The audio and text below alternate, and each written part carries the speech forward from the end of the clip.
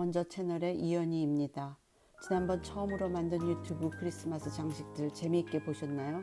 감사합니다. 60여 년의 세월을 지내면서 많은 핑계와 나의 능력 부족으로 내가 하고 싶은 일을 끝까지 제대로 맞춰본 적이 없습니다. 저만 그런가요? 아니지요. 많은 사람들이 저와 같을 거라고 생각합니다.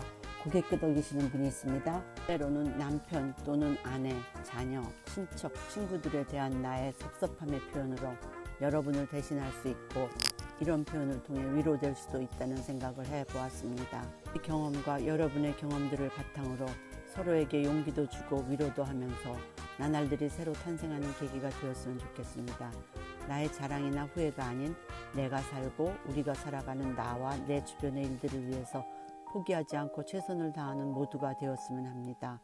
앞으로 나 먼저 채널의 진행 계획을 다음과 같이 구분해 보겠습니다. 우리가 살아온 과정이나 결과 속에서 드러나는 개개인의 즐거움, 고통, 회환, 아쉬움들의 모습들이 저마다 달리 느껴질지 모르겠습니다만 어른들이 해주시던 말씀, 세상살이 누구나 다 같다라는 말을 10여 년 전부터 깨달으며 이렇게 같다는 세상살이를 어떻게 하면 더 쉽게 할 수 있는지를 나눠보도록 하겠습니다. 첫 번째는 40여 년의 부부 생활을 하면서 아직도 남자와 여자라는 울타리를 벗어나지 못하고 있습니다. 남자와 여자가 만나서 동업이라는 결혼을 했는데 그 동업의 구조관계를 이해하지 못해서 생기는 부부관계, 또 누구나 부모가 있고 형제가 있고 친구들이 있습니다. 그 관계 속에서 나의 의무와 권리를 다하면서 어떻게 인내를 펼쳐나가야 하는지의 이야기.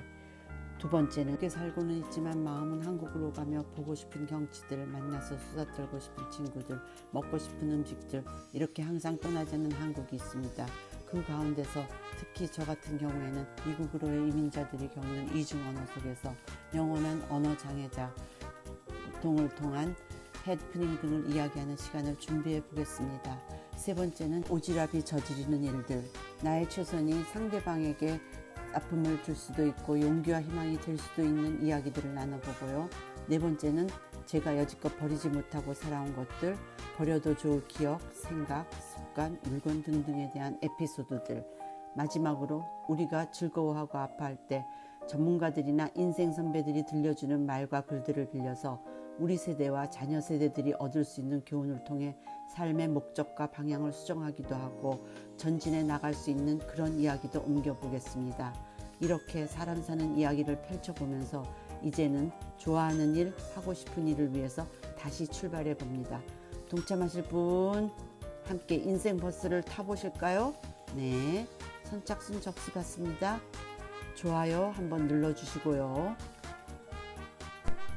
오늘은 우리 어른들의 마음을 투영해 볼 수 있는 맑은 글들을 쓰신 성인 동화 작가 정채봉 선생님이 쓰신 책 이 20살 어머니에서 두 가지를 읽어보겠습니다.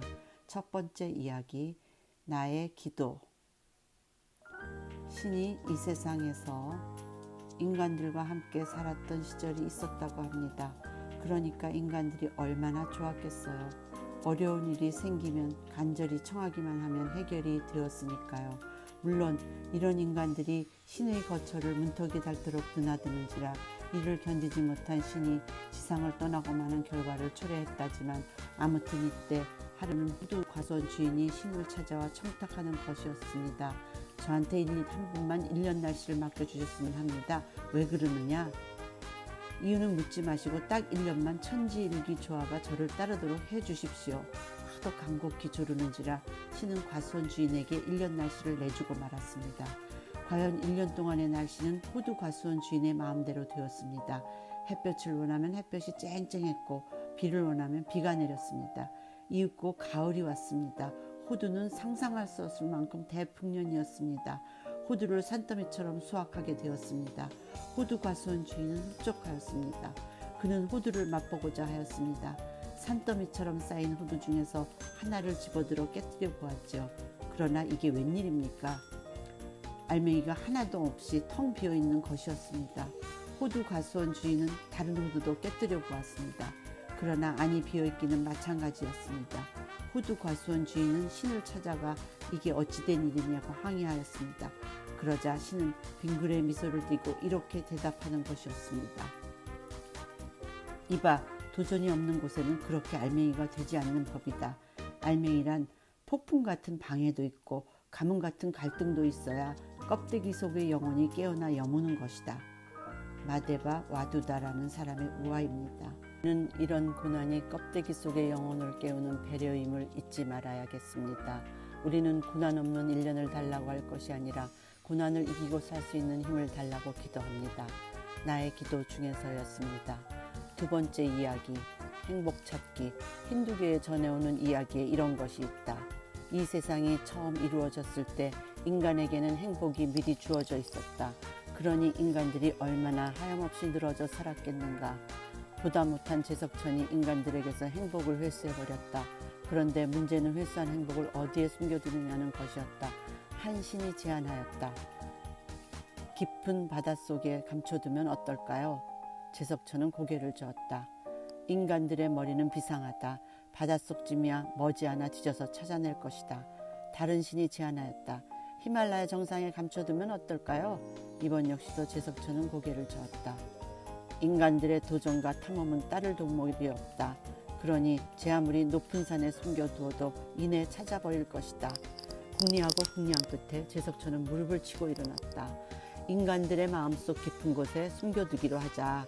인간들의 머리가 비상하고 도전하는 탐험 정신이 강해도 자기들 마음속에 숨겨져 있는 행복을 알아내기는 쉽지 않을 것이다. 사실 오늘을 사는 우리는 바깥을 향한 갈퀴질에 실대로 지쳐져 가고 있는 중이다. 물론 이 갈퀴질은 행복 찾기이다. 그러나 죽음을 맞는 이들은 말하곤 한다. 그동안 눈코뜰 사이도 없이 갖은 수모를 당하면서 갈퀴질에서 모아놓은 것이 행복이 아니고 건불이었노라고. 행복 찾기 중에서였습니다. 첫 문장이 이렇게 시작하네요. 이 세상이 처음 이루어졌을 때 인간에게는 행복이 미리 주어져 있었다.